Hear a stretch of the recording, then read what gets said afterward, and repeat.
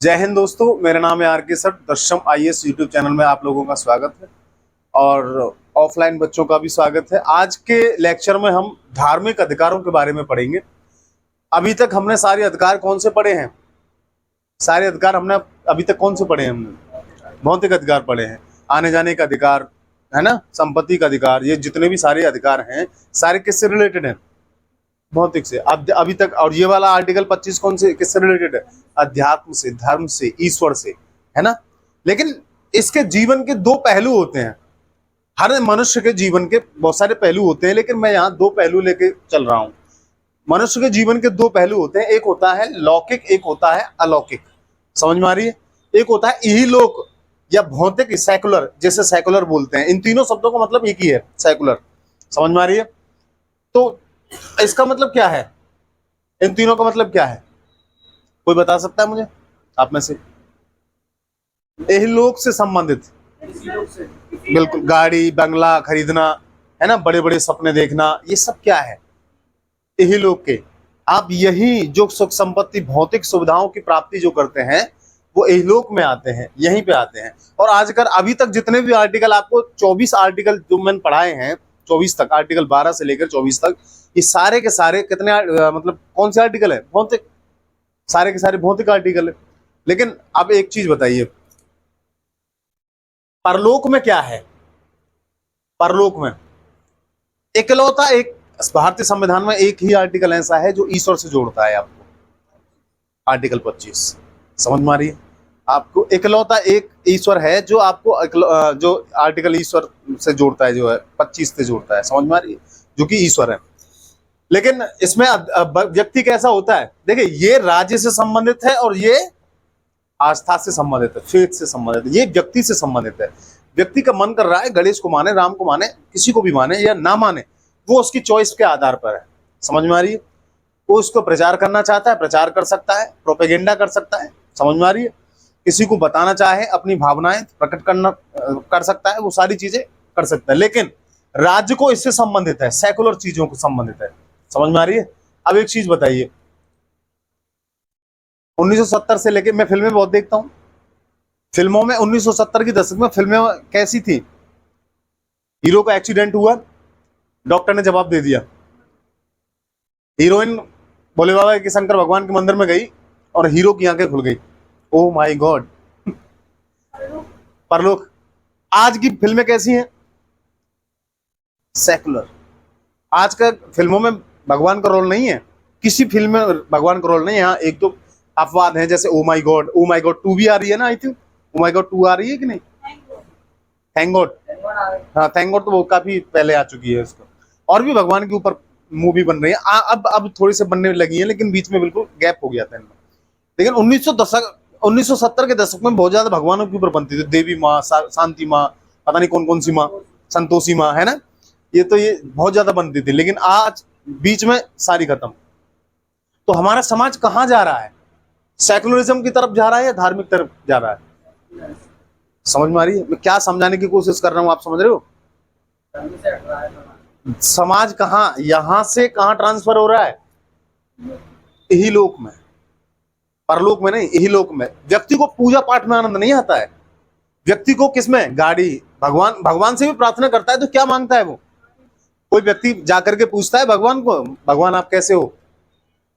भगवान आपने खाना खाया? आप ठीक हो भगवान? नहीं। व्यक्ति को चाहिए बेहतरीन महंगा वाला मोबाइल। सबसे महंगा मोबाइल कौन सा है? आईफोन 14, वो भी प्रो मैक्स। और एक और है सैमसंग का, कौन सा है वो, 2 लाख रुपए में, S22 अल्ट्रा, है ना, जो चंद्रमा भी जो है क्लियर दिखाई देता है इससे। ये सारी चीजें चाहिए, गाड़ी घोड़ा बंगला, ये सारी चीजें चाहिए। अच्छा, एक तरफ भोले बाबा सपने में तुम्हारे आ जाएं, भोले बाबा कहें मैं बेटा तुम्हें जो है स्वर्ग की यात्रा करवाऊंगा पूरे रथ पे बिठा करके, और एक तरफ नीली बत्ती की गाड़ी, किसको टेक करोगे आप? नीली बत्ती को। कहां जा रहे हैं हम दोस्त? पैसा पैसा करती है, पैसे पे क्यों मरती है? दोस्तों, पैसा खुदा तो नहीं, लेकिन खुदा से कम भी नहीं। समझ में आ रही है? तो ये सारी चीजें राज्य से संबंधित हैं और ये सारी चीजें व्यक्ति से संबंधित हैं। समझ में आ रही है आपको? ये इसलिए जीवन के दो पक्ष आपके पूर्ण हो गए हैं। राज्य का कर्तव्य क्या होता है फिर?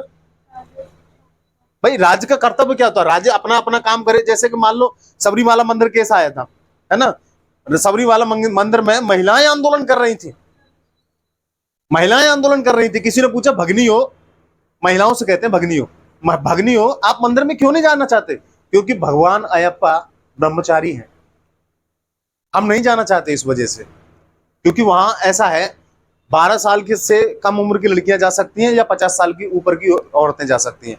12 से 50 के बीच में जो पीरियड्स मेंस्ट्रुएशन जो होता है उसके बाद वो जाती नहीं है वहां। समझ में आ रही है? क्योंकि भगवान अयप्पा कौन है? ब्रह्मचारी है, इस वजह से। अब धर्म में राज्य दखलंदाजी देगा, हम किसको माने किसको नहीं माने, राज्य दखलंदाजी देगा, है, उंगली करेगा। सही है या गलत है? भाई एक चीज बताओ, हम किसको माने किसको नहीं माने, हम किस तरीके से पूजा करें, सारी चीजें, हम तिलक लगाएं ना लगाएं, पीले कपड़े पहने ना पहने, हमारी मर्जी ना। आर्टिकल 25 क्या कहता है? स्वतंत्रता। अब राज्य इस पे प्रतिबंध लगाएगा, महिलाओं को जबरदस्ती घुसाएगा मंदिर में। वो बाद में दूसरा पक्ष है, पहले हम तर्क देख रहे हैं। पहला तर्क देखो, क्वेश्चन लिखने का, मेंस का आंसर देखने का सबसे पहले नजरिया दो होने चाहिए। पहला मना करने का, दूसरा 6 जजेस बैठे थे इसमें, इस बाद में सबरीमाला मंदिर की इसमें से एक महिला थी जो महिलाओं की तरफ बोल रही थी कि नहीं जाना चाहिए, लेकिन 5 ने जाना चाहिए ये निर्णय दिया था। अब राज्य का कर्तव्य क्या होता है? भाई राज्य का कर्तव्य है भैया अपना कार्य अपना देखो, शिक्षा में, स्वास्थ्य की तरफ देखो, रोजगार की तरफ देखो, लोक व्यवस्था की तरफ देखो, ये मेंटेन करने की चीजें हैं। समझ में आ रही है? आप इसके बारे में सोचो। धर्म का मतलब क्या है? धर्म क्या है? व्यक्ति का विषय है। व्यक्ति का मतलब क्या है भाई? व्यक्ति को सरोकार किससे है? धर्म से। और धर्म का सरोकार किससे? अध्यात्म से। अध्यात्म का सरोकार किससे है? ईश्वर से। आप ईश्वर को छेड़छाड़ करोगे? इतनी शक्ति है राज्य में, ईश्वर से छेड़छाड़ करोगे? तो धर्मनिरपेक्ष सेकुलर स्टेट होता क्या है? हेडिंग डालिए पहले, धर्मनिरपेक्ष क्या है? सेकुलर स्टेट या पंथ निरपेक्ष। पंथ निरपेक्ष डालना, धर्मनिरपेक्ष मत डालना, है ना, पंथ निरपेक्ष। हाँ, पंथ और धर्म में अंतर मैं बताऊंगा बेटा अभी थोड़ी देर में। अभी इसे लिखो, थोड़ा सा सबर करना सीखो, पेशेंस रखो। पंथ निरपेक्ष राज्य या पंथ निरपेक्ष, हेडिंग डाल लेना। राज्य के द्वारा किसी धर्म विशेष को या किसी धर्म विशेष का उत्थान नहीं किया जाएगा।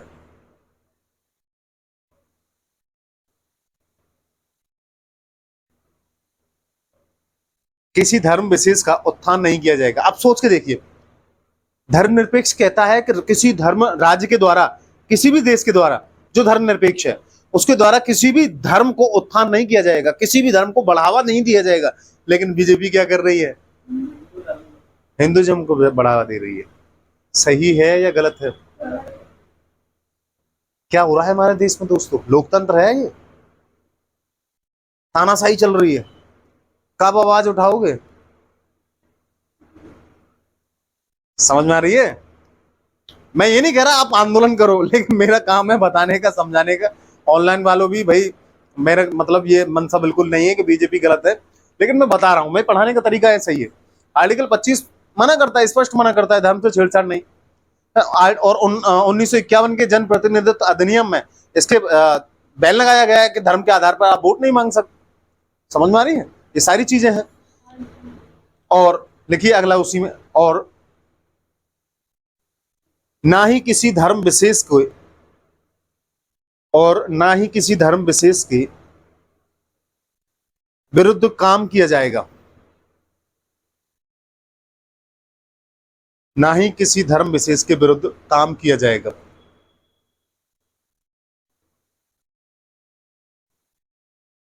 अगला पॉइंट, राज्य का कोई पंथ नहीं होगा।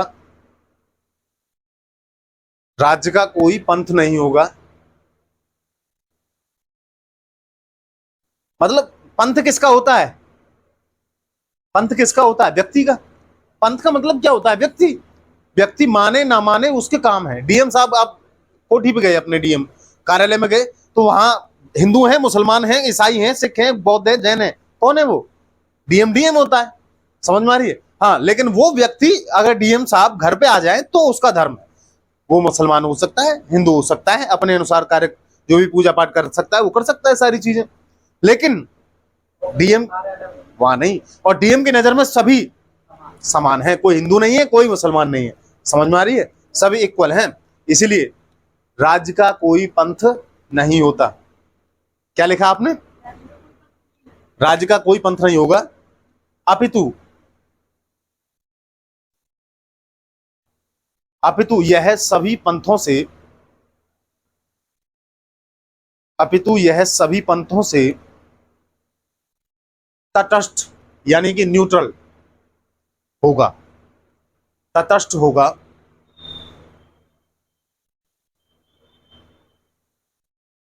अगला पॉइंट, पंथ निरपेक्ष राज्य। पंथ निरपेक्ष राज्य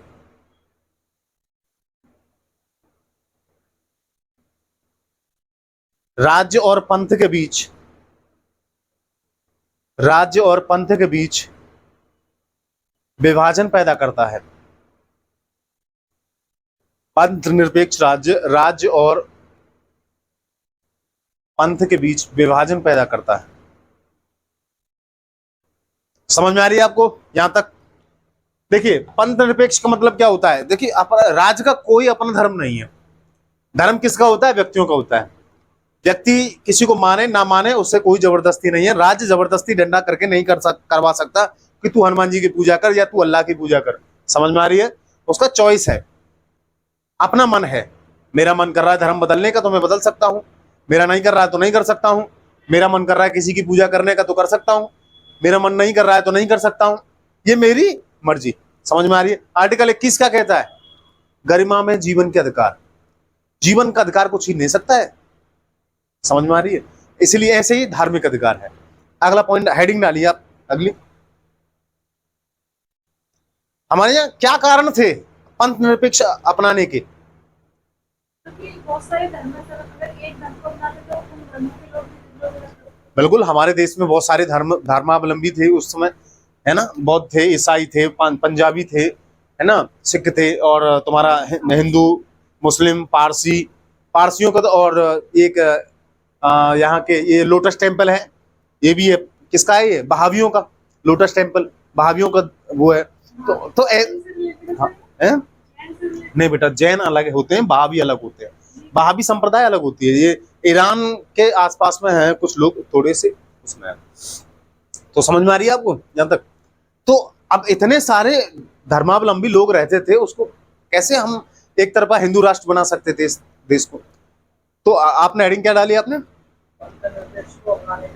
पंथ निरपेक्ष राज्य को अपनाने के कारण।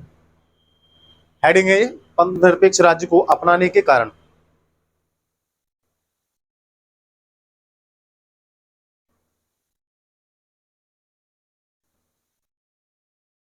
मूल अधिकारों मूल अधिकारों के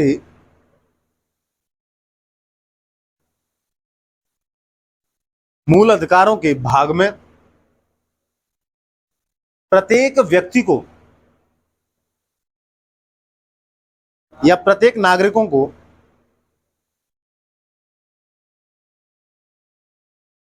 देखिए, व्यक्ति हो या नागरिक, आर्टिकल 21 सबकी सुरक्षा देता है। समझ में आ रही है? दोनों को देता है।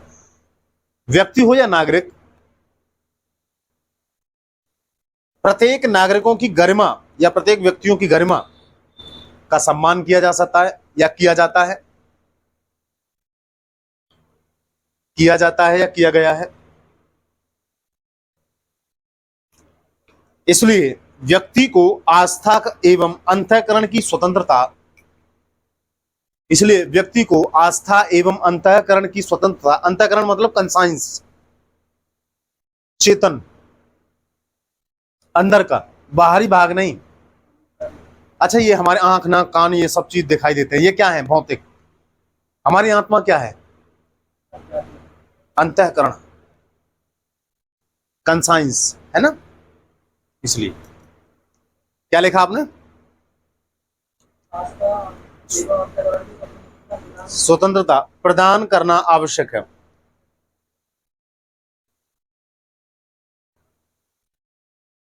अगला पॉइंट, भारतीय संविधान का मूल आधार, भारतीय संविधान का मूल आधार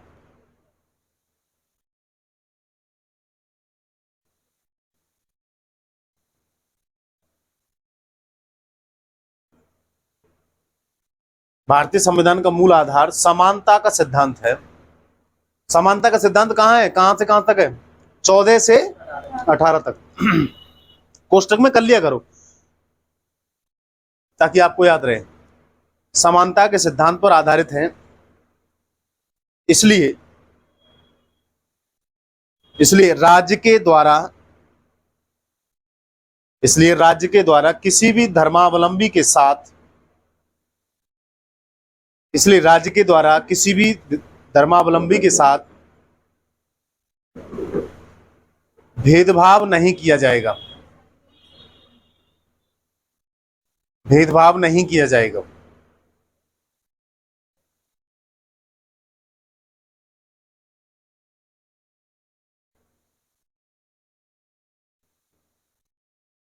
अच्छा, एक एनओटी नोट करके लिख सकते हो आप। भारतीय संविधान में सेकुलर शब्द का उल्लेख था पहले, जब 1947 से 48 49 में बना था, बन करके तैयार हुआ था 26 नवंबर 1949 को, तब तक था। लेकिन 1942 संविधान संशोधन के द्वारा 1976 में सेकुलरिज्म शब्द जोड़ा गया नया। समझ में आ रही है? ये मुख्य पॉइंट है, प्री के लिए आ सकता है। ये क्या बोला मैंने लास्ट में? इसलिए राज्य के द्वारा किसी भी धर्मावलंबी के साथ भेदभाव नहीं किया जाएगा। चलिए अगला पॉइंट, धर्म और पंथ निरपेक्ष में अंतर स्पष्ट करते हैं हम। यहाँ पे धर्म में क्या अंतर होता है और पंथ में क्या अंतर होता है। 42वें संविधान संशोधन 1976 के द्वारा धर्म शब्द को हटा करके पंथ निरपेक्ष शब्द जोड़ा गया था, जबकि 3 शब्द जोड़े गए थे, उनको हम अलग से पढ़ेंगे। लेकिन पंथ शब्द एक उनमें से एक था, पंथ शब्द। और जबकि उस टाइम इतनी जरूरत क्या पड़ी थी, मतलब ये शब्द जोड़ा गया था? हाँ, उसी के बारे में तो बताएंगे हम, ये शब्द क्यों जोड़ा गया था। जबकि धर्म शब्द पहले से ही था, उसके बावजूद पंथ निरपेक्ष क्यों जोड़ा गया? देखिए, दोनों का मतलब एक ही है, सेकुलर। सेकुलर धर्म को भी सेकुलर बोलते हैं और पंथ को भी सेकुलर बोलते हैं। अंग्रेजी में अनुवाद दोनों का एक ही है, लेकिन हिंदी में अनुवाद दोनों का अलग अलग है। सुप्रीम कोर्ट भी कहता है हिंदुइज्म एक वो पंथ नहीं है, क्या है? धर्म है। समझ में आ रही है? देखिए, धर्म कैसा होता है, पंथ कैसा होता है। पंथ में क्या होती है? एक ईश्वर होता है ना, जिसकी पूजा की जाती है। ईश्वर कौन कौन सा हो सकता है? अल्लाह, राम, कृष्ण, ये सभी ईश्वर हैं। समझ में आ रही है? हर एक कोई ना कोई धर्म में कोई ना कोई एक ईश्वर मिलेगा आपको, है गुरु नानक। दूसरा, पूजा स्थल, कोई ना कोई पूजा स्थल मिलेगा, मंदिर, मस्जिद, गुरुद्वारा, सभी मिलेंगे कि नहीं? बौद्ध मठ, ये सभी सब क्या है? पूजा स्थल। तीसरा है धार्मिक ग्रंथ, अपने अपने धार्मिक ग्रंथ मिलेंगे सबके, गीता, रामायण, महाभारत, ये तो हमारे हिंदुओं के हो गए। दूसरे कुरान, बाइबल, गुरु ग्रंथ साहिब, ये सब किसके हैं? धार्मिक ग्रंथ। समझ में आ रही है? इसे बोलते हैं क्या? पंथ। समझ में आ रही है? इसे बोलते हैं पंथ। लेकिन धर्म शब्द का मतलब क्या है सेकुलर में? धर्म शब्द का मतलब होता है नैतिकता, कर्तव्य। तुम्हारी नैतिकता धर्म। स्टूडेंट का धर्म क्या होता है? पढ़ना। टीचर का धर्म क्या होता है? पढ़ाना। हर इंसान का धर्म अलग है, जो कर्तव्य पे आधारित है। समझ में आ रही है? हर इंसान का जीवन शैली, हमारी जीवन शैली है हमारी धर्म। धर्म क्या है? संस्कृति, हमारी संस्कृति। समझ में आ रही है? धर्म क्या है? अच्छा, धर्म क्या है? जो धारण किया जा सके। समझ में आ रही है? धर्म का मतलब क्या होता है? जो धारण किया जा सके। धारण क्या? कंठी माला। धारण क्या? पीले कपड़े पहनना। धारण क्या? तिलक लगाना, लंबी दाढ़ी लगाना। ये धर्म क्यों होता है? नहीं, धर्म का मतलब जो धारण किया जा सके। क्या? सत्यता, नैतिकता, सदाचार, जीवन शैली, ये सब के सब क्या है? जैसे हमारे यहाँ गंगा मैया, नदियों की पूजा की जाती है दोस्तों, नदियों की पूजा की जाती है। समझ में आ रही है आपको? समुद्रों की पूजा की जाती है, रामेश्वरम समुद्र। पेड़ पौधों की पूजा की जाती है हमारे यहाँ। आपने कभी सुना है मैं जय मिसिसिपी मैया अमेरिका में है? इंग्लैंड की कौन सी नदी है, टेनिस, कभी सुना है उनके बारे में? जय टेनिस मैया कभी नहीं, जय नील नदी मैया कभी नहीं।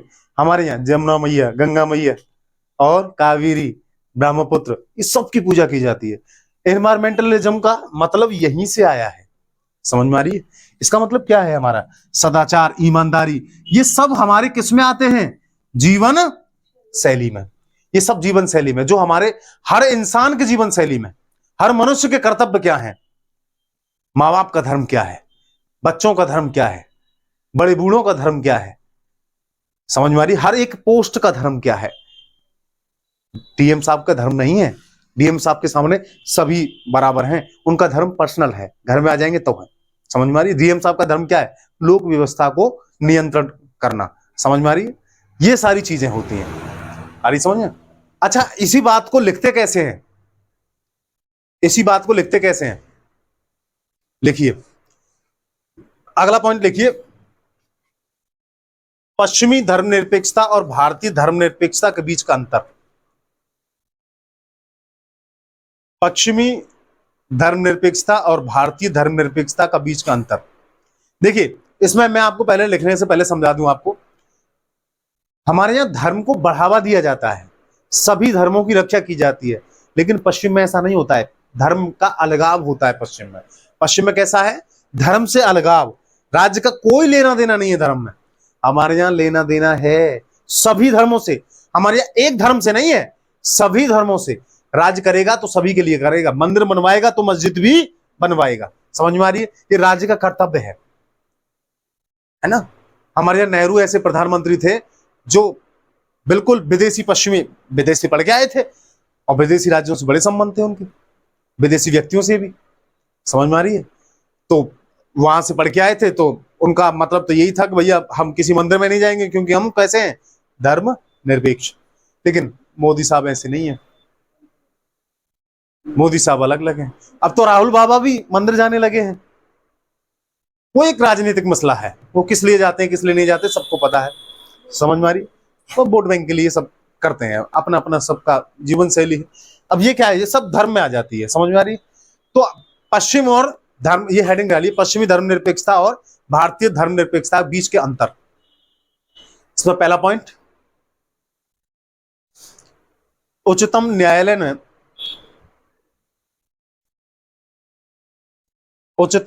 ने एसआर मुंबई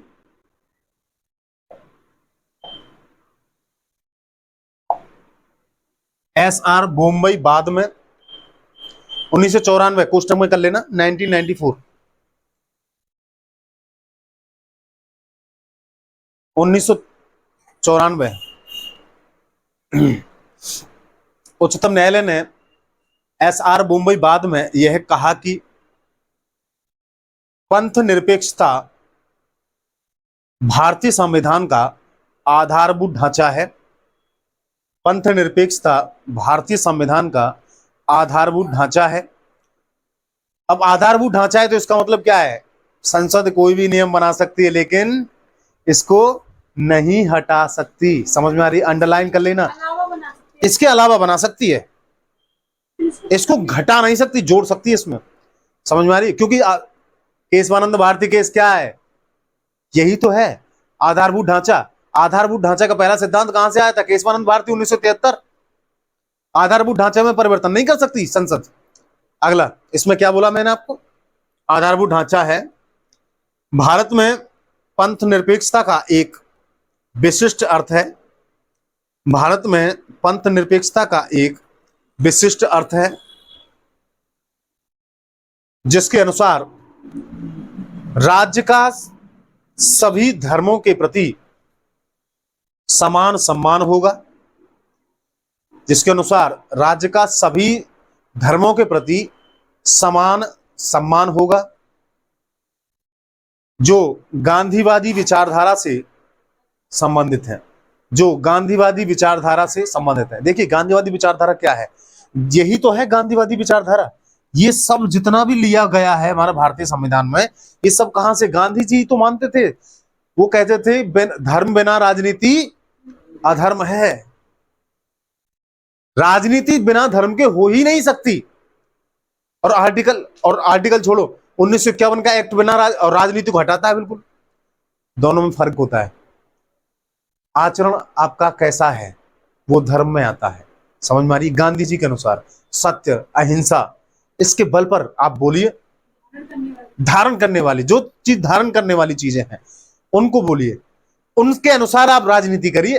गांधी बाबा का सपना है ये, समझ में आ रही है? तो सर ये बात सही भी है कि जब आचरण अच्छा हो तो राजनीति में अपने बिल्कुल, राजनीति अपने आप शुद्ध हो जाएगी। अभी कुरीति राजनीति चल रही है। अभी हाल ही में कल की न्यूज देखी थी आपने? आम आदमी पार्टी के मुख्य नेता कौन है? केजरीवाल। केजरीवाल सबसे पहले जब 2013 में अन्ना हजारे के साथ में जब आए थे, आंदोलन किया था, उस वक्त बोल रहे थे कि मैं जो है कांग्रेस में कभी जीवन में, मैं अपने बच्चों की कसम खा के कहता हूं, कभी जीवन में कांग्रेस से समझौता नहीं करूंगा। लेकिन अब संगठन हो गया 26 दलों का, अब सब में, अब वो सौगंध कहां गई? ये राजनीति नहीं है, गांधी जी के अनुसार राजनीति नहीं है, ये गंदी राजनीति है, समझ में आ रही है? मेकियावेली की राजनीति है ये, गांधी की राजनीति नहीं है। मेकियावेली क्या कहता है? यही तो कहता है, मौका आने पर चूको मत, समझ में आ रही है? और केजरीवाल नहीं चूकेंगे। First attempt IRS, second attempt IAS, third attempt PM, fail हो गई। केजरीवाल है ये, कभी बंदा पीछे नहीं हटा। पर हमें उनसे कोई मतलब नहीं है, पढ़ाई से मतलब है, पढ़ो। अगला पॉइंट इसमें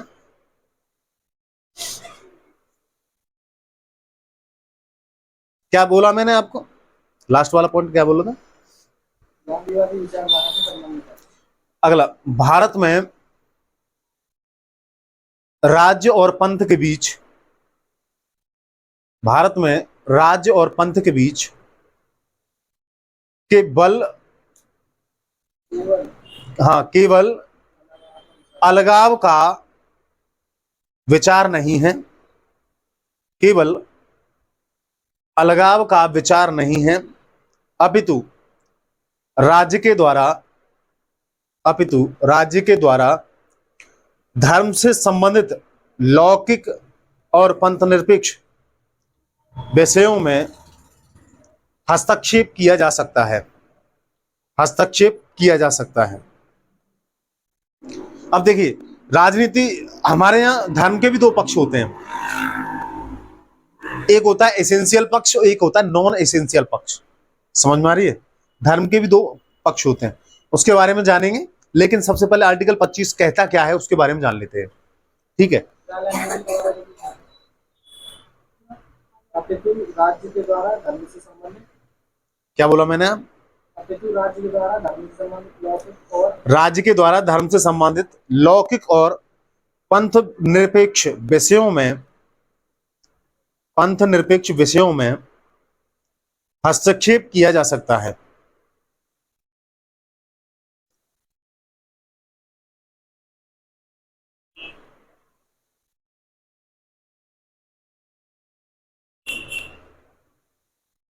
देखिए, व्यक्ति को क्या, कौन सा अधिकार दिया गया है?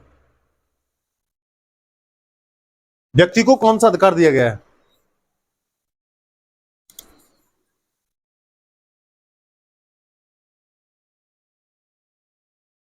व्यक्ति को कौन सा अधिकार दिया गया है? धर्म। लेकिन आप लिखना है इसके बारे में, व्यक्ति को 3 चीजें, मानने, आचरण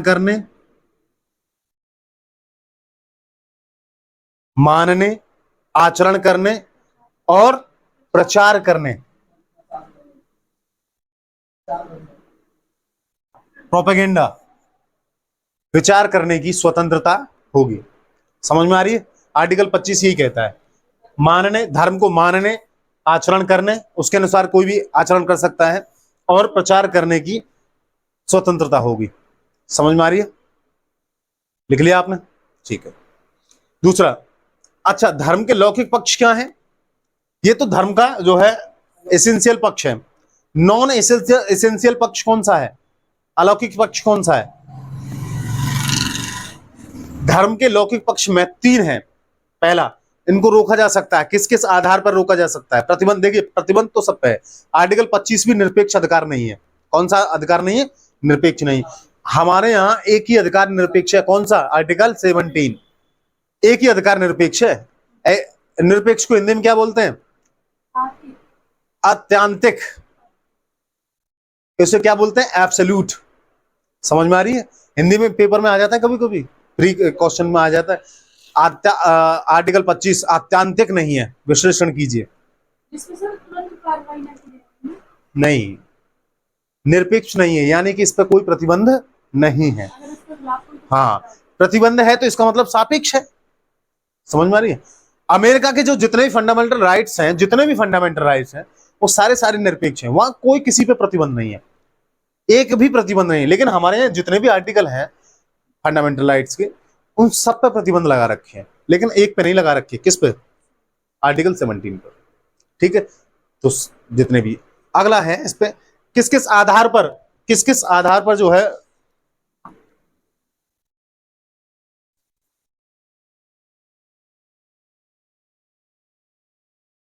किस किस आधार पर प्रतिबंध लगा सकती है? पहला, लोक व्यवस्था।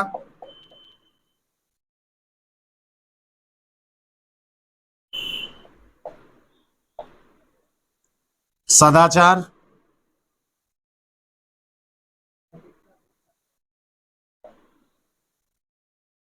नैतिकता।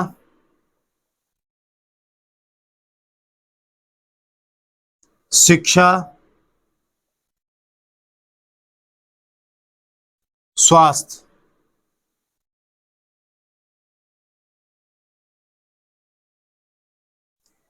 इन आधारों पर रोक लगाई जा सकती है।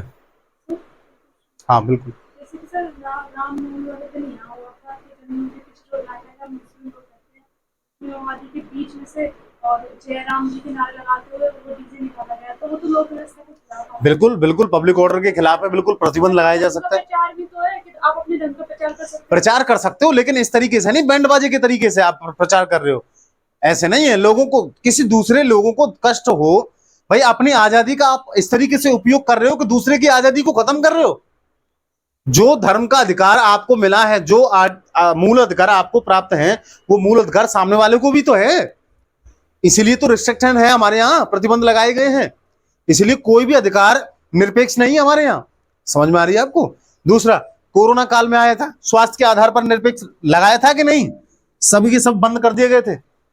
कोई आने जाने का नहीं, कोई मंदिर नहीं जाएगा। मंदिर सारे बंद कर दिए थे। नहीं, पूजा कोई नहीं करेगा, घर में कर सकते हो, घर में कोई मनाही नहीं है। समझ में आ रही है? बाहर नहीं आने जा सकते, स्वास्थ्य के आधार पर। समझ में आ रही है? इन सभी चीजों, सदाचार, नैतिकता, शिक्षा, लोक व्यवस्था, इनके आधार पर डीएम या एसपी आपको रोक सकता है। समझ में आ रही है? लेकिन आपको इन तीनों चीजों की स्वतंत्रता है। आप प्रचार कर सकते हो, अपने धर्म का आराम से प्रचार कीजिए। दूसरा, आप आचरण के आधार पर आपका आचरण कैसा हो सकता है? पीले कपड़ा पहनो, नीले कपड़ा पहनो, लाल कपड़ा पहनो, हरे कपड़ा पहनो। आपका झंडा कैसा भी हो सकता है, धर्म के प्रतीक का तिलक कैसा भी लगा सकते हो, कृपाण लगाइए, कुछ भी पहनिए। पंजाबियों के लिए कृपाण की आजादी है, कंगा और 5 चीजें दी रखी है ना। और प्रचार आप कैसे भी प्रचार कर सकते हैं, लेकिन आप गलत तरीके से नहीं कर सकते। सारी चीजें किसी को डरपा के, धमका के, लालच में, ये सारी चीजों के लिए मना किया गया है आपके लिए। समझ में आ रही है? तो अगला लिखिए, पॉइंट लिखिए अगला। धर्म का धार्मिक पक्ष, धर्म का इसेंशियल पक्ष, धर्म का धार्मिक पक्ष, हेडिंग है ये।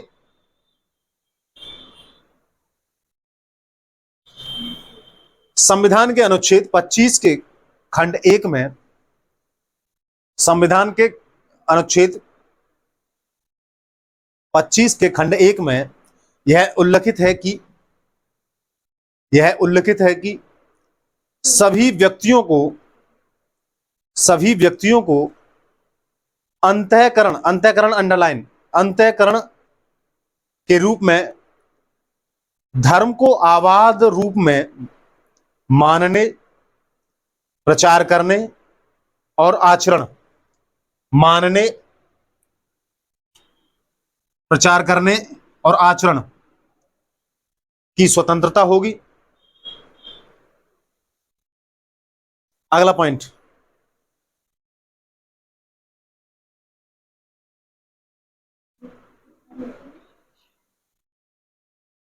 अगला पॉइंट, धर्म के लौकिक पक्ष क्या है? नॉन एसेंशियल पक्ष, धर्म के लौकिक पक्ष, धार्मिक अधिकार। पहला पॉइंट इसमें, धार्मिक अधिकार निरपेक्ष अधिकार नहीं है, जो कि मैं अभी बता चुका हूं, धार्मिक अधिकार निरपेक्ष अधिकार नहीं है। और अनुच्छेद 25 में ही, और अनुच्छेद 25 में ही लोक व्यवस्था, सदाचार एवं स्वास्थ्य के आधार पर राज्य के द्वारा, स्वास्थ्य के आधार पर राज्य के द्वारा हस्तक्षेप किया जा सकता है, स्वास्थ्य के आधार पर हस्तक्षेप किया जा सकता है, जैसे कि मैंने आपको पहले बताया, इसमें हस्तक्षेप किया जा सकता है। दूसरा पॉइंट, आर्थिक,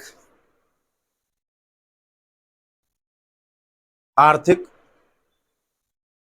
वित्तीय एवं राजनीतिक आधार पर, आर्थिक, वित्तीय एवं राजनीतिक आधार पर प्रतिबंध। ये हेडिंग है इसके बारे में, है ना, अगली हेडिंग है। पहला पॉइंट, राजनीतिक लाभ के लिए, राजनीतिक लाभ के लिए धर्म का प्रयोग नहीं किया जाएगा। इसलिए उच्चतम न्यायालय, इसलिए उच्चतम न्यायालय ने जनप्रतिनिधित्व अधिनियम, जनप्रतिनिधित्व अधिनियम 1951 की सुनवाई करते हुए कहा, सुनवाई करते हुए कहा कि धर्म के आधार पर, धर्म के आधार पर वोट मांगना, धर्म के आधार पर वोट मांगना भ्रष्ट आचरण है। तो राजनीतिक पार्टी ये क्यों मानने में नहीं देती कि हम ये बनवाएंगे? हाँ, ये देखिए, ये एक अलग विषय है थोड़ा सा, क्योंकि इस पे हम कुछ नहीं कर सकते, जबकि हमारे भारतीय संविधान ने मना कर रखा है कि ये आचरण के खिलाफ है। सुप्रीम कोर्ट, हाँ बिल्कुल, सुप्रीम कोर्ट बार बार चिल्ला चिल्ला करके बोल रहा है कि आप धर्म के आधार पर वोट नहीं मांगेंगे, लेकिन हमारे यहाँ केशव प्रसाद मौर्य को राम का अवतार बना करके देखा था, आपने देखा था न्यूज? केशव प्रसाद मौर्य जो उत्तर प्रदेश के उप सीएम हैं, केशव प्रसाद मौर्य यूपी के, उनको राम का अवतार में दिखाया गया है और राहुल गांधी को रावण के अवतार में दिखाया गया है। समझ में आ रही है? तो ये सारी चीजें गलत हैं, उनका प्रयोग नहीं करना चाहिए। जय श्री राम के नारे लग रहे हैं वोट मांगते समय, तो इसका प्रयोग गलत है, धर्म के आधार पर प्रयोग गलत है। लेकिन व्यवहार में सारी चीजें, अब देखो, सब्जेक्ट से दिल लगाना नहीं चाहिए। पहली बात, सब्जेक्ट से दिल लगाना नहीं चाहिए। आपको जिस तरीके से जितना पढ़ना है ना उतना पढ़ लियो, आईएएस बनने अपना काम करना है। आपको क्या करना, आज की थोड़ी ना करनी इसके सब्जेक्ट के साथ में। अब इमोशंस को जोड़ लोगे तो आप जीवन में आईएएस नहीं बन पाओगे। ठीक है, कि आप ऐसा होता है तो ऐसे क्यों नहीं होता, ऐसा होता है तो ऐसे क्यों नहीं होता है, ये सारी चीजें समझ में आ रही है? इसलिए पढ़ो और बनो आईएएस। समझ में आ रही है? जितने भी लोग मोबाइल चलाने वाले हैं ना, जीवन में चैलेंज देके कह रहा हूं, जीवन में आईएएस नहीं बन सकते। जितने भी लोग अब मोबाइल चलाने वाले हैं, कोई आईएएस नहीं बन सकता, क्योंकि मोबाइलों से सही सदुपयोग कर ही नहीं सकता है, कोई करता ही नहीं है। क्या देख रहे हैं? रील्स देख रहे हैं, स्क्रॉल्स स्क्रॉल्स स्क्रॉल्स, पैसा बर्बादी, समय बर्बादी। समझ में आ रही है? महंगे से महंगे फोन लेके आ रहे हैं, उनको उपयोग करना सीख नहीं रहे हैं। जबकि आज का जमाना कितना उदारवादी है, कितना टेक्नोलॉजी है आज के जमाने में। आज कोचिंग जाने की जरूरत नहीं है, आज घर पे आप पढ़ाई कर सकते हो, घर पे मेहनत कर सकते हो, लेकिन नहीं, मोबाइल्स में लगना है। और माँ बाप को, अच्छा माँ बाप को भी कोई होश नहीं है, माँ बाप भी मोबाइल में लग रहे हैं आराम से। समझ में आ रही है? अच्छा, उदारवादी नाम की क्या है? देखिए, मैंने आपको यहाँ एक चीज करवाया था, लौकिक वाले में एक पॉइंट छोड़ दिया था। आज के समय में, आज के समय में कैसे नाम लिखे जा रहे हैं? नाम कैसे, पहले कैसे नाम थे? सीताराम, राधे श्याम, जय जय राम, हनुमान। आज के नाम में कैसे हैं? आज के नाम कैसे हैं? दो दो बिंदु के, निक्की, टिक्की, टिंकू, चिंकू, समझ में आ रही है? आज के नाम है ये, बंटी, ये आज के नाम है। कितना बदल रहा है हमारा देश। तो हमारा देश जब बदल रहा है तो सुप्रीम कोर्ट का डिसीजन बदलेगा कि नहीं? सारी चीजें बदलेंगी कि नहीं? पहले नहीं थी लेकिन आज बदल रही हैं। समझ में आ रही है? इसलिए अगला पॉइंट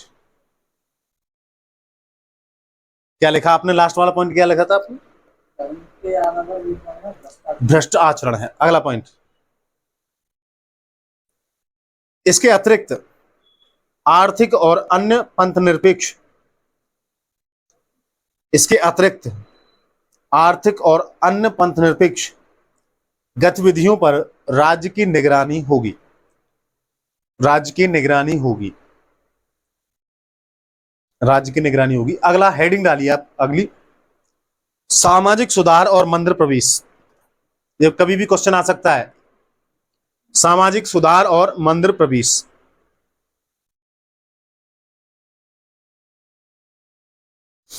हिंदू धर्म की, पहला पॉइंट है इसका, हिंदू धर्म की सार्वजनिक प्रकृति के मंदिरों में, हिंदू धर्म की सार्वजनिक प्रकृति के मंदिरों में, ध्यान देना आप, सार्वजनिक प्रकृति के मंदिरों में, प्राइवेट मंदिरों में नहीं कि आपने अपने घर में मंदिर बनवा रखा है तो आप जबरदस्ती अब भीड़ घुसेगी आपके घर में, ऐसा नहीं। तो सार्वजनिक प्रकृति के मंदिरों में, समझ में आ रही है? जैसे रामलला का मंदिर, जैसे कृष्ण भगवान का मंदिर यहाँ पे मथुरा में, समझ में आ रही है? तो अब ऐसे मंदिरों में कोई रोक टोक नहीं लगाई जा सकती। मंदिरों में हिंदू धर्म के सभी वर्गों, ध्यान देना, सभी वर्गों और समुदायों को प्रवेश का अधिकार है।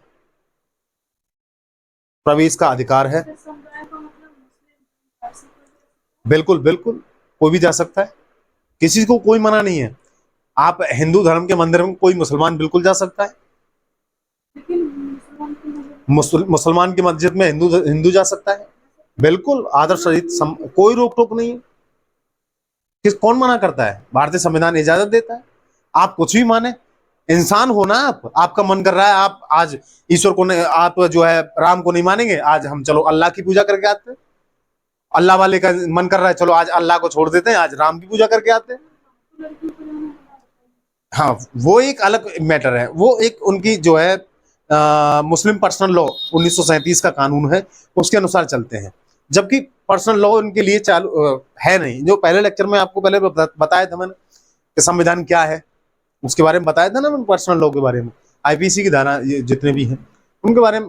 अब उनका दिक्कत यही है कि मतलब अब डायरेक्ट आप आओ, संविधान के दायरे में रह करके कार्य करो तो सारी चीजें सही हैं। अब समान नागरिक संहिता लागू हो रही है भारतीय संविधान में।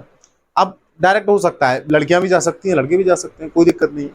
अब उनका मानना है अपना अलग अलग। जैसे भगवान अयप्पा कौन है?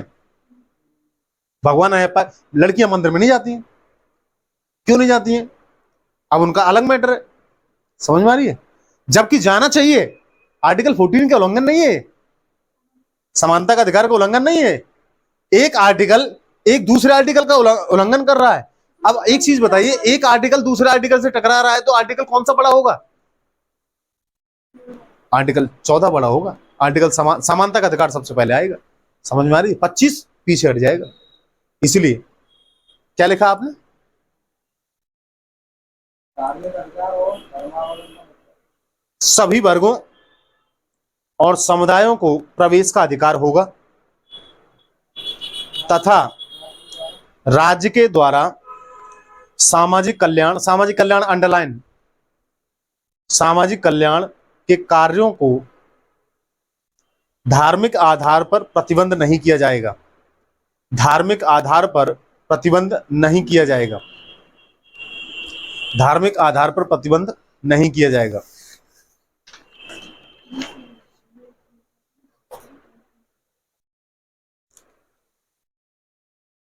अगला हेडिंग डालिए, अगली हेडिंग,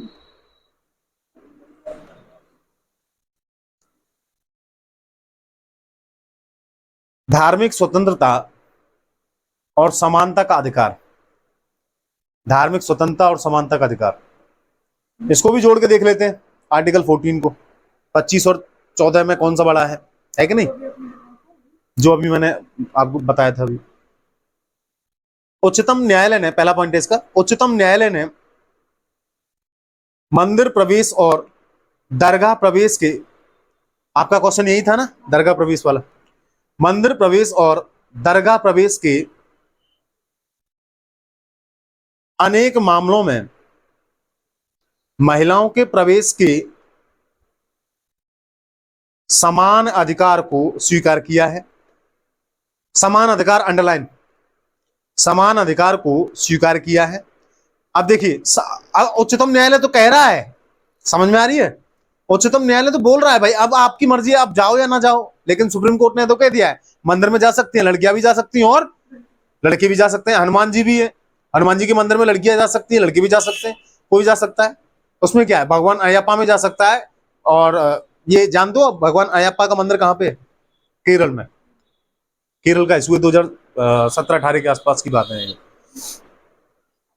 अगला क्या लिखा आपने? सबको समान अधिकार स्वीकार किया गया है। दूसरा पॉइंट लिखिए इसका, यह निर्णय प्रगतिशील है।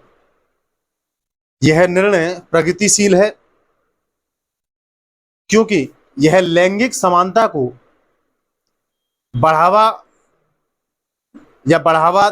बढ़ाने वाला है।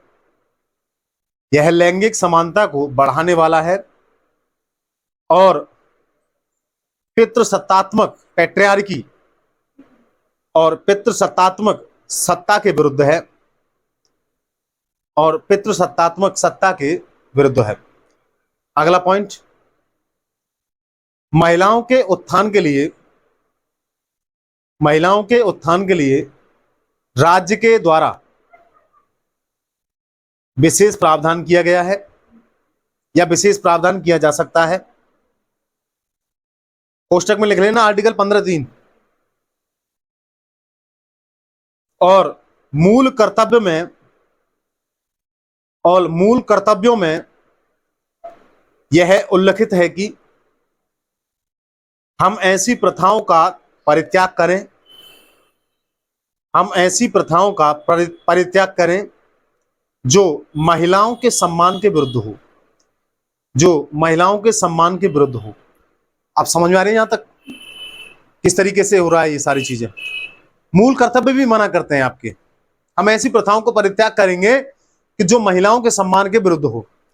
महिलाओं के सम्मान के विरुद्ध तो है ही कि मंदिर में या मस्जिद में प्रवेश नहीं दिया जा रहा है। उनकी स्वतंत्रता भी तो छीन बिल्कुल, आर्टिकल 14 का उल्लंघन कर रहे हैं बार बार। आर्टिकल 14 सुप्रीम कोर्ट कह रहा है अपने डिसीजंस में, उसके बावजूद भी लोग नहीं मान रहे हैं। अगला पॉइंट लिखिए, अंतिम, सबरीमाला मंदिर में प्रवेश के मामले में स्वयं महिला न्यायाधीश,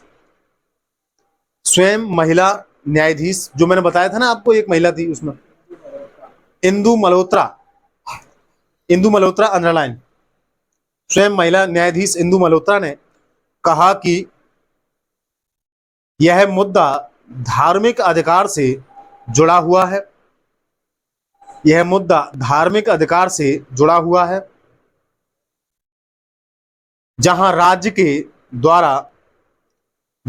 के द्वारा हस्तक्षेप नहीं होना चाहिए, क्योंकि यह विशुद्ध आस्था का विषय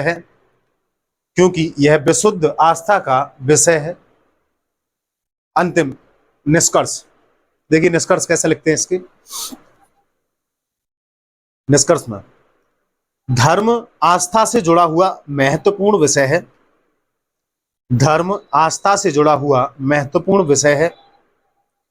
परंतु धर्म का अधिकार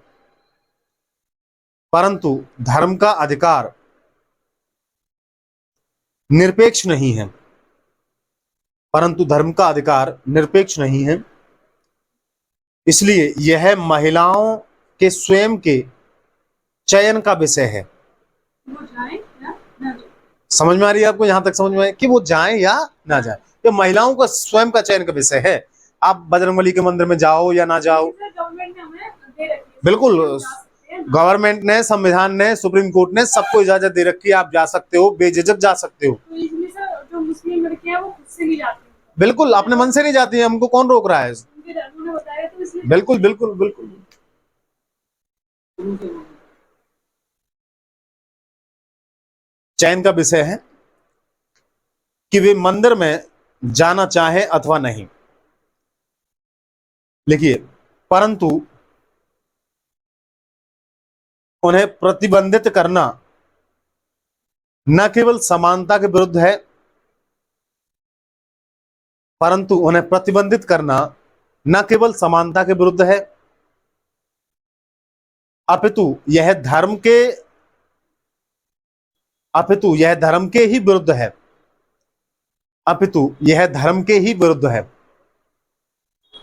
धर्म यानी नैतिकता। बिल्कुल बिल्कुल धर्म के विरुद्ध। जब आप किसी को रोक रहे हो तो बिल्कुल ये धर्म के ही विरुद्ध है। आर्टिकल 14 का उल्लंघन तो है, लेकिन ये धर्म का भी विरुद्ध है। देखिए, मेंस के क्वेश्चन में कुछ चीजें और आ सकती हैं जो आपको लिखाना जरूरी है। आप अगली हेडिंग डालिए आर्टिकल 25 में ही, धार्मिक अधिकार और धर्मांतरण का मुद्दा। धार्मिक अधिकार और धर्मांतरण का मुद्दा, इसमें पहला पॉइंट,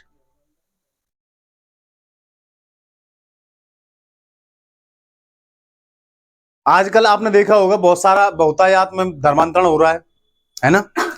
आप देख सकते हो यहाँ पे उत्तर पूर्व इलाके में, नागालैंड में देख सकते हो आप, SC ST जो जनजाति रहती है वहां पे रातों रात ईसाई बन गए सारे के सारे। कितनी जल्दी तेजी से हो रहा है। छत्तीसगढ़ में जो जंगली इलाके हैं वहां पे क्या हो रहा है, सारे के सारे ईसाई बन गए। लव जिहाद का मुद्दा, ये क्या है? इन सब चीजों को प्रतिबंधित किया गया है। अब इसीलिए इस पे मेंस का क्वेश्चन आ जाए तो आप कैसे लिखोगे? समझ रहे हो? लिखो पहला,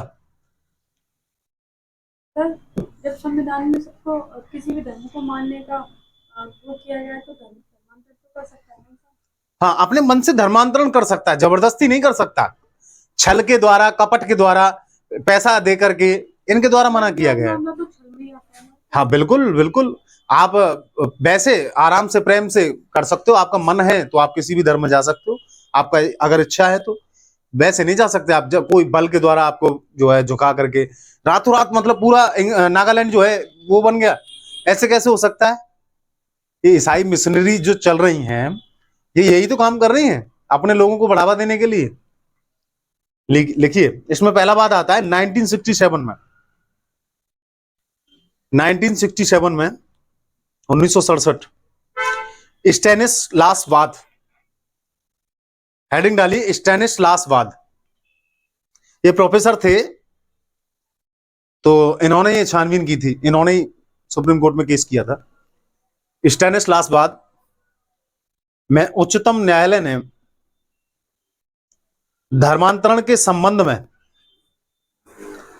एक महत्वपूर्ण निर्णय दिया जो आज तक प्रासंगिक है, जो आज तक प्रासंगिक है।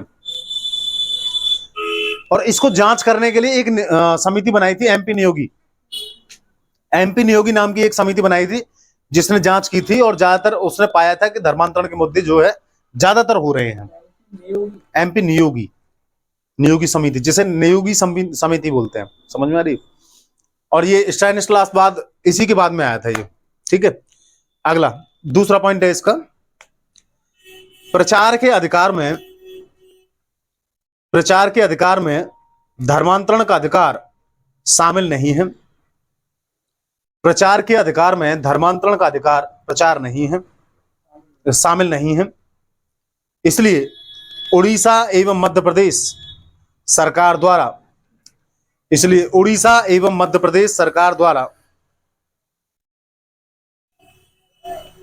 निर्मित विधियों को संवैधानिक कहा गया। अब तो हर एक राज्य ने बना लिया है, खैर दक्षिण भारत वाले राज्यों ने तो बहुत कम बना रखा है, लेकिन उत्तर प्रदेश, मध्य प्रदेश, झारखंड, उड़ीसा, महाराष्ट्र, ऐसे राज्यों ने धर्मांतरण के जो है जो कानून बना रखे हैं कि धर्मांतरण कोई जबरदस्ती नहीं बना सकता। समझ में आ रही है इन सारी चीजों को? अगला पॉइंट, धार्मिक अधिकार निरपेक्ष अधिकार नहीं है। ये मुझे बार बार बताना पड़ता है, धार्मिक अधिकार निरपेक्ष अधिकार नहीं है। और धर्मांतरण के कारण लोक व्यवस्था पर खतरा उत्पन्न होता है।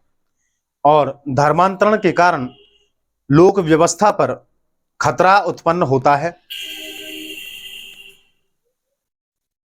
इसलिए धर्मांतरण पर प्रतिबंध तार्किक है। इसलिए धर्मांतरण पर प्रतिबंध तार्किक है। एक और क्वेश्चन आ सकता है आपका, आर्टिकल 19 और आर्टिकल 25, ये दोनों आपस में टकरा जाएं तो क्या होगा, है ना? स्वतंत्रता और धार्मिक स्वतंत्रता, इन दोनों में क्या अंतर है, इसके बारे में वो लिख ले। हेडिंग लिखिए, अभिव्यक्ति की स्वतंत्रता एवं धार्मिक स्वतंत्रता। हेडिंग लिखिए इसकी, अभिव्यक्ति की स्वतंत्रता एवं धार्मिक स्वतंत्रता। पहला पॉइंट, भारतीय दंड संहिता में भी, भारतीय दंड संहिता यानी आईपीसी, आईपीसी कब का कानून है? 1860 का, ठीक है, 1860 का कानून है ये आईपीसी। भारतीय दंड संहिता में भी अभिव्यक्ति की स्वतंत्रता पर कई प्रतिबंध आरोपित हैं। अभिव्यक्ति की स्वतंत्रता पर कई प्रतिबंध आरोपित हैं। मतलब कि आर्टिकल 19 में तो प्रतिबंध आरोपित है ही है, लेकिन आईपीसी में भी इसमें कई प्रतिबंध आरोपित हैं। सर ये 1860 करती तो अंग्रेजों के जमाने के होंगे ना? हाँ, अंग्रेजों के जमाने की हैं ये सब। हाँ, सारी चीजें ज्यादातर 1935 की विधियां हैं हमारे यहाँ, सारी चीजें। और 1935 की, हमारा भारतीय संविधान का इतिहास कहां से आता है? 1773 का जो रेगुलेटिंग एक्ट है, तब से स्टार्ट होता है भारतीय संविधान बनना। समझ में आ रही है? लेकिन अब वो लोग कहते हैं कि भारतीय संविधान हमने खुद को बनाया, वो सारी चीजें वो हमने लिया है। कम से कम 60 देशों का संविधान हमने अपने संविधान में शामिल किया है, और ज्यादातर 60% अंग्रेजों के जमाने की जो है सारी कानून शामिल है इसमें। वो चीजें अच्छी थी सर, हाँ, तो अपनाई नहीं है। क्योंकि हम अच्छी थी के मतलब नहीं है, अच्छी या बुरी से मतलब नहीं होती है, क्योंकि हमें वो चीजें मालूम थी। संसदीय व्यवस्था हमें पहले से पता है कि इसमें क्या होता है क्या नहीं होता है, ठीक है। अब बहुत सारे लोग कह रहे थे अध्यक्षात्मक व्यवस्था अपना लो, अमेरिका वाला। अब वो नई चीज है, नहीं अपना सकते। पढ़ा लिखे, हमारे यहाँ लिटरेसी कितनी थी हमारे उस टाइम पे? 18%। पढ़े लिखे लोग नहीं थे, हम कैसी कैसी व्यवस्थाओं को अपना सकते थे। जो लोग जैसी व्यवस्था को जानते हैं ऐसा चालू कर ले, अपना लिया उन्होंने। कहां पे था मैं, क्या है अंतिम लाइन? कई प्रतिबंध आरोपित हैं, और कोई भी व्यक्ति दूसरे धर्म के धार्मिक भावनाओं को आघात नहीं करेगा। धार्मिक भावनाओं को आघात नहीं करेगा। देखिए कितना अच्छा संविधान है हमारा भारतीय संविधान। सारी चीजें जो है कितनी अच्छी तरीके से लिखवाई हैं, लिखी हुई हैं सारी चीजें। लेकिन लोग हैं क्या करें, सब खत्म कर देते हैं, मानते नहीं है। अगला पॉइंट, वर्तमान पंजाब सरकार द्वारा यह प्रस्ताव किया गया है कि जिस व्यक्ति के द्वारा गुरु ग्रंथ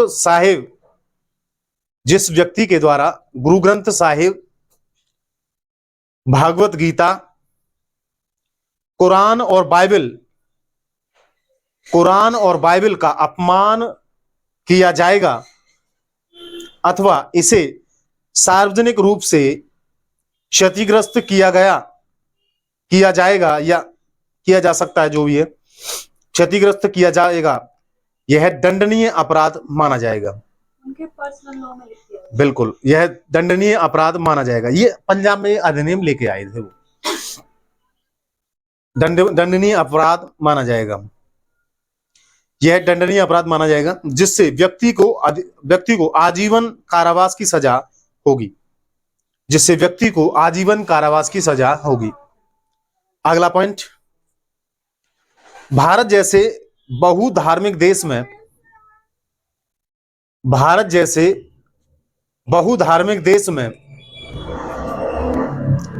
धार्मिक सौहार्द बनाने के लिए ये विधियां उचित हो सकती हैं। ये विधियां, हम दूसरा पॉइंट देख रहे हैं, इसका नेगेटिव पॉइंट, ये विधियां उचित हो सकती हैं, परंतु उनका निम्नलिखित दुरुपयोग संभव है। निम्नलिखित दुरुपयोग संभव है। ए, अल्पसंख्यकों के दमन के लिए इसका प्रयोग किया जा सकता है। जो अल्पसंख्यक हैं उनके दमन के लिए इसका प्रयोग किया जा सकता है, बिल्कुल। बी, राजनीतिक प्रतिद्वंदियों या प्रतिपक्षियों को हतोत्साहित करने के लिए उसका उपयोग संभव है।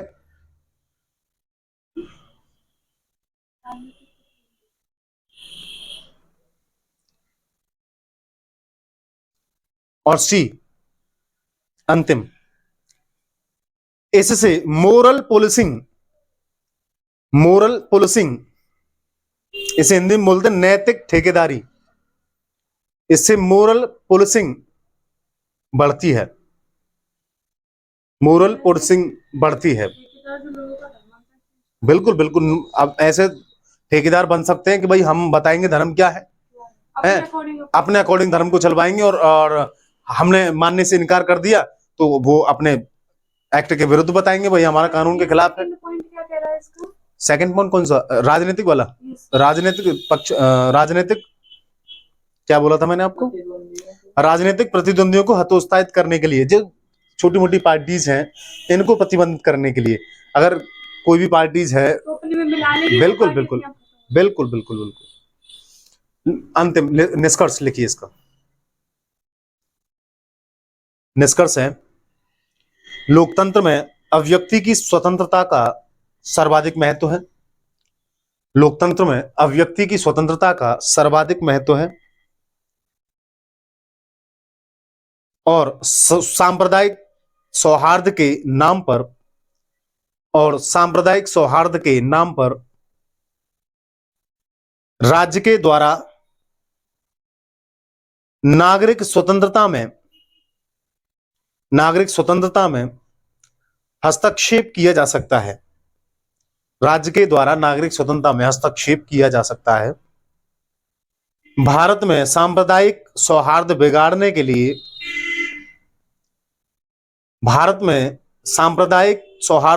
के लिए राजनीतिक दल ही सबसे ज्यादा उत्तरदायी हैं। राजनीतिक दल ही सबसे ज्यादा उत्तरदायी है। कौन करवाता है ये? राजनीतिक पार्टियां ही तो करवाती हैं सारी चीजें, लेकिन खुल के नहीं बोलना चाहिए।